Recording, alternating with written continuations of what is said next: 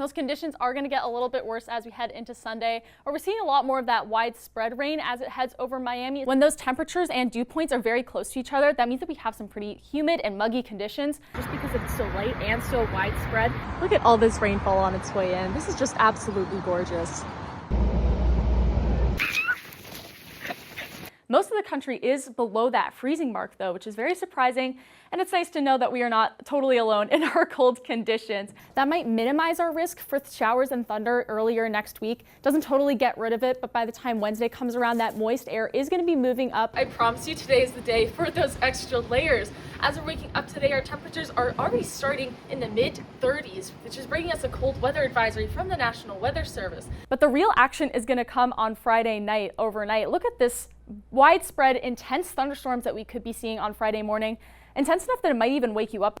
I know, last week I was definitely freezing too. Luckily, as we're taking a look at our temperatures outside, we're sitting very comfortably here in Miami with 70 degrees. You can see it's a little bit chillier up by Jacksonville, but those beautiful temperatures are going to be sticking around with us as we head into our weekend as well. Hopefully you can catch some sunshine over the next few days, especially with our beautiful UV conditions for 7 on Saturday and on Friday as well. Hopefully you'll be heading out for Valentine's Day as well to catch some of those sunshine, because we'll have some beautiful temperatures that we'll be enjoying. You can see 2 p.m. on Valentine's Day with 75 degrees.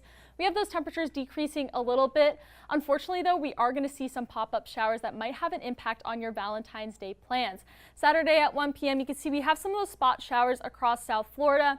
Those conditions are going to get a little bit worse as we head into Sunday, where we're seeing a lot more of that widespread rain as it heads over Miami, especially as it's coming in from the south. But unfortunately, we're going to see some thunder as well on Monday. As you can see, this front that's going to be pushing in. We might be waking up to some showers then, but that rainfall is not going to leave us alone. Despite that, I promise you that this precipitation is exactly what we need. Taking a look at our drought monitor, Miami is one of the only places in South Florida that is in an abnormally dry warning for its drought monitor. But you can see this area of extreme drought creeping in towards the coast. We're definitely going to need some of that precipitation, even if it doesn't totally overtake all of our drought issues that we have been seeing. We've only had 4 inches of precipitation since November here in Miami. That leaves us with about 3 inches of a deficit. We'll also be having some voluntary cutbacks on water usage. Even though there's no mandates yet, things that you can do to improve the water shortage could be using your dishwasher not as frequently and getting less car washes on top of that. But this drought isn't expected to improve.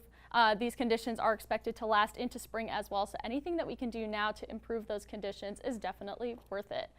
As for our 7-day, you can see on Saturday we have a little bit of those pop-up shower conditions as we head into Sunday and Monday. You can see that thunderstorms are starting to ramp up just a little bit. Might bring a little bit of an increase to our temperatures, but overall we're sticking right on average for what we should be seeing over the next few days, especially earlier next week. And yeah, exactly, Taryn. As you are heading out tomorrow, we have some beautiful temperatures that we're going to be waking up to. We have 76 degrees as we're opening our eyes in the morning. Our temperatures are going to peak out at 81 degrees, but weather delays are going to stay incredibly unlikely. We'll barely have any clouds in the sky as well. Where you might be seeing some weather delays is if you are heading home to the southern plains. You can see a large area is in a marginal risk right now for some severe weather. The main issue is going to be some flooding and extreme rainfall rates that we could be seeing. Even right now, you can see just how much rainfall is in the area around Dallas. This storm system is going to be pushing into the Ohio Valley region.